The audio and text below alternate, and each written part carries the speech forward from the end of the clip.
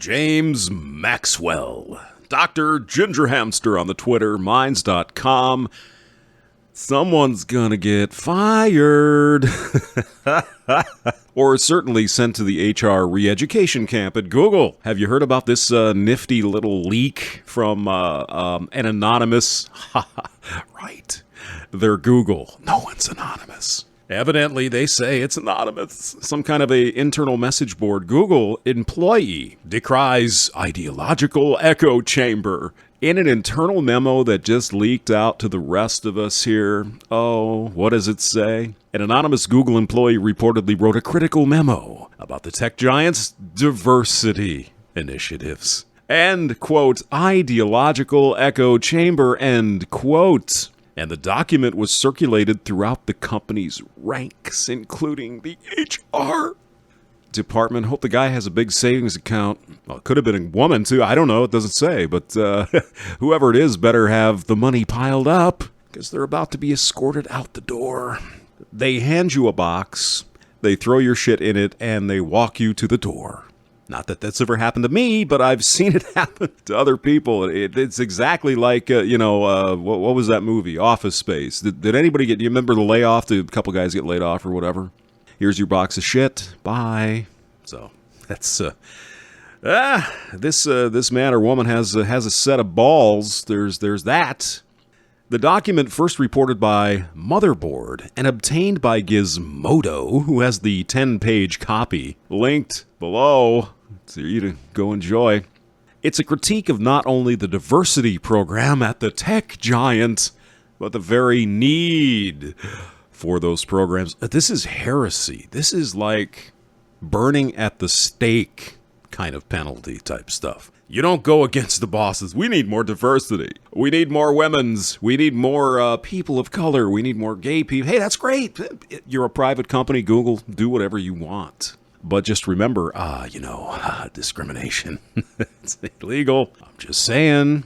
A male software specialist at the company sent out the memo entitled Google's Ideological Echo Chamber internally to other employees who have viewed the document on Moz. The author flatly denies, that women make up a smaller percentage of high-tech workers because of some innate sexism in the industry. Rather, he says basic psychological variances account for the gap, maybe. Quote, we need to stop assuming that gender gaps imply sexism. End of quote. Very good statement, sir. He added, discrimination to reach equal representation is unfair, divisive, and bad for business. And we all know we're talking about discrimination against anyone? Anyone? Who's got all the white male Oh, it's white males, isn't it? Because it's just plain out sexism and racism and whatever, pickinism, that's what it is. You know, what's interesting, especially with the social justice warriors, feminism, feminists, and all of this stuff. Nothing is a binary. Gender is not a binary. It's fluid. It's a spectrum. Everything is not binary except for if there are fewer women in tech, it's obviously sexism.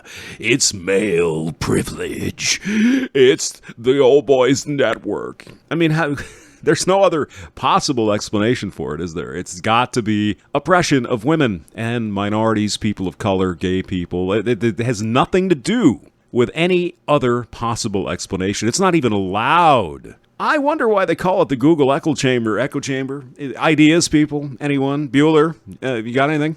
He writes, we need to stop assuming that gender gaps imply sexism, as I said before, and I agree with that statement wholeheartedly. The memo has garnered both popularity and notoriety, as Google is embroiled in a U.S. Labor Department investigation that has charged the Internet Colossus with pay inequity for women performing similar jobs to men.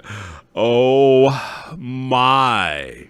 Isn't this the leftist front, the wacky leftism, all the women gender gap and all this other bullshit? And Google is actually being sued for paying women less than men. You know, that has been illegal since 1963, people in the United States. Google, didn't you get that memo?